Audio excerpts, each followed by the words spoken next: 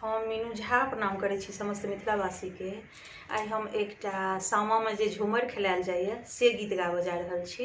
कोशिश करै छी सब गोटे के नीक लागे। संग दऽ रहल श्रीमती ललिता झा। धन्यवाद। जय मिथिला, जय मैथिली।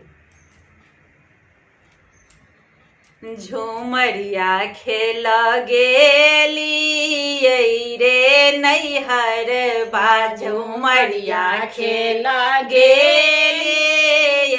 रे नैहर बा, झूमरिया खेल गेलियै रे नैहर बा, झूमरिया खेल गेलियै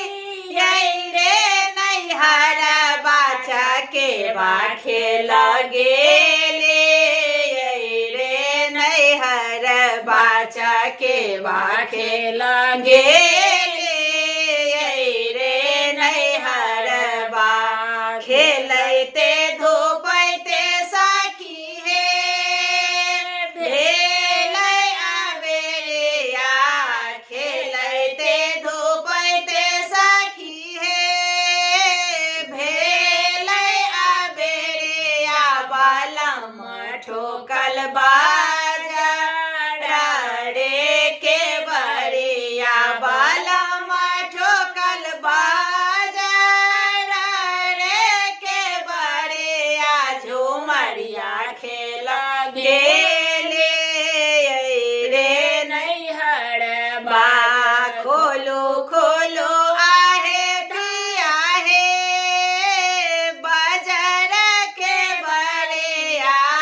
खोलो खोलो आहे पिया हे बाजार के बरिया, के उलती भेजे नामे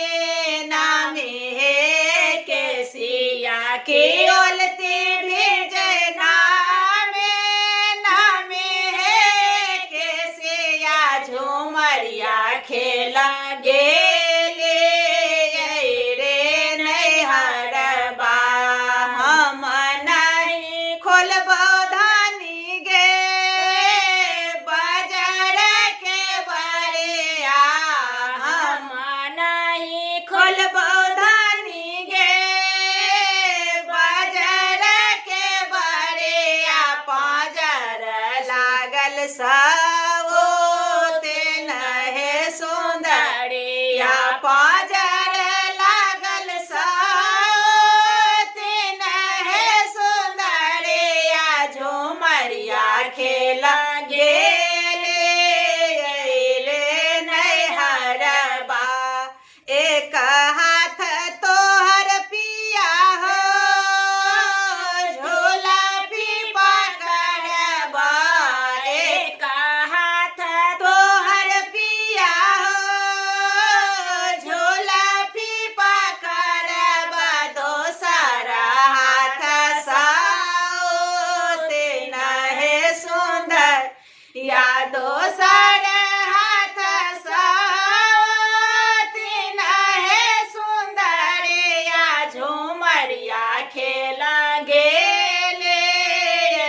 रे नैहर बा,